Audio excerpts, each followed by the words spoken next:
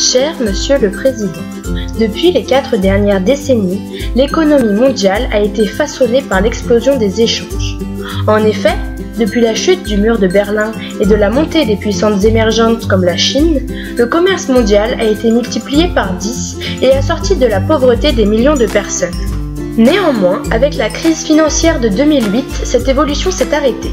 Tout d'abord, la Chine a changé de modèle et elle ne veut plus être l'usine du monde en exportant de partout.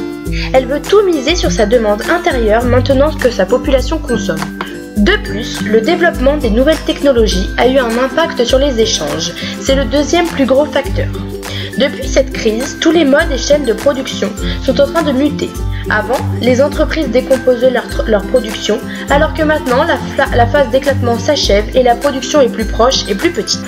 C'est pourquoi la démondialisation serait nécessaire, mais est-elle vraiment faisable ? Démondialiser signifie limiter le libre-échange à travers la relocalisation de la production et des emplois et le retour à un protectionnisme ciblé via des droits de douane. L'objectif est aussi écologique. On ne peut plus utiliser autant d'énergie dans l'import-export de produits mondialisés. Enfin, démondialiser implique de définanciariser l'économie mondiale via la re-régulation de la sphère financière et la réintroduction de contrôle de capitaux. Contrairement à ce qui se dit souvent, démondialiser ne signifie donc pas mettre fin au commerce mondial et vivre en autarcie, ni même limiter la libre circulation des idées, des artistes, des étudiants et des chercheurs. Si nous prenons en compte le film Demain, qui représente très bien ce dont je vous parle aujourd'hui, il nous propose des solutions qui permettraient d'arriver à la démondialisation et de par cela résoudre les crises écologiques, économiques et sociales de notre monde. Tout d'abord, il faudrait apprendre à se nourrir autrement, soit favoriser les circuits courts, rejoindre le mouvement Do It Yourself, le fais-le toi-même, éviter de cesser de consommer des produits d'origine animale, manger bio et produire sa propre nourriture, soit en arriver à l'autosuffisance alimentaire. Ensuite, il faudrait mieux recycler ses déchets, c'est-à-dire acheter moins, acheter d'occasion, refuser ce qui n'est pas nécessaire, réduire sa consommation, trier ses déchets, préférer les produits sans emballage et aussi refuser les sacs en plastique comme le fait par exemple déjà San Francisco. Une autre solution serait d'adopter une monnaie locale complémentaire. L'objectif serait de protéger les citoyens contre les aléas de l'économie, de redynamiser l'activité des villes, de recréer du lien social et de favoriser le développement de circuits économiques courts entre producteurs et consommateurs. On ne serait donc plus dépendant financièrement d'autres pays du monde.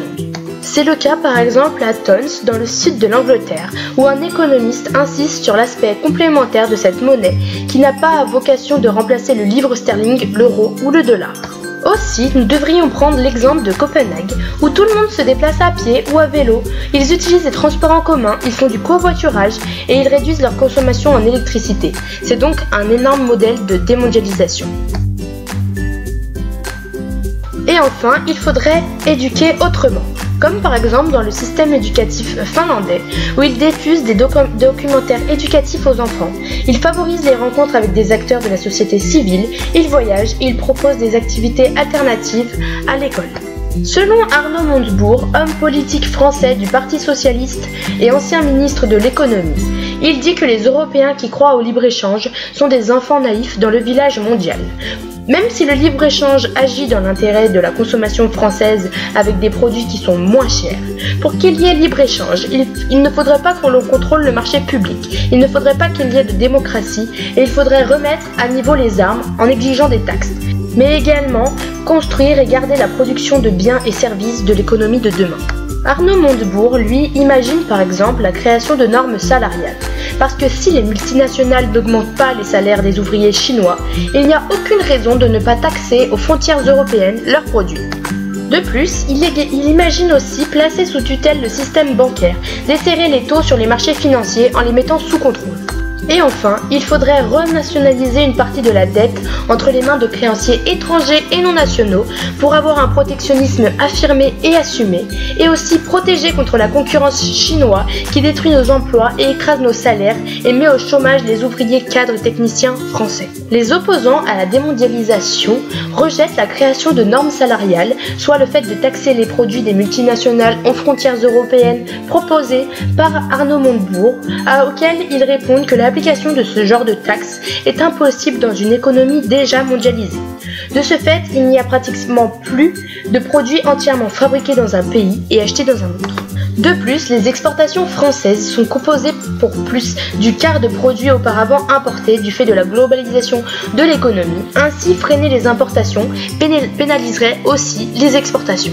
Enfin, les opposants de la démondialisation pointent le risque de riposte. La Chine pourrait par exemple décider de ne plus acheter à Airbus, à Areva et à PSA. Mais la grande différence avec les démondialisateurs est qu'ils excluent que la France le fasse de manière unilatérale en imposant des droits de douane à ses frontières ou en sortant de l'euro. Une dévaluation unilatérale ne ferait qu'enclencher des mesures de rétorsion et une aggravation de la guerre économique des pays européens. En conclusion, la démondialisation est possible si tout le monde y met du sien. Les plus optimistes font remarquer que la démondialisation n'attend pas pour se faire naturellement. Certaines entreprises ont déjà commencé à relocaliser pour des raisons de qualité. C'est l'exemple de la vaisselle Geneviève Laitue ou des centres d'appel des taxis bleus. Avec la hausse des coûts de l'énergie, le renchérissement du transport devrait accentuer la tendance. Notamment avec le développement de la permaculture, c'est-à-dire faire plus de rentabilité avec 1 hectare sans tracteur que 10 à 20 hectares automatisés. En faisant tout à la main sur un petit territoire, on peut produire autant qu'avec un tracteur sur un territoire 10 fois plus grand.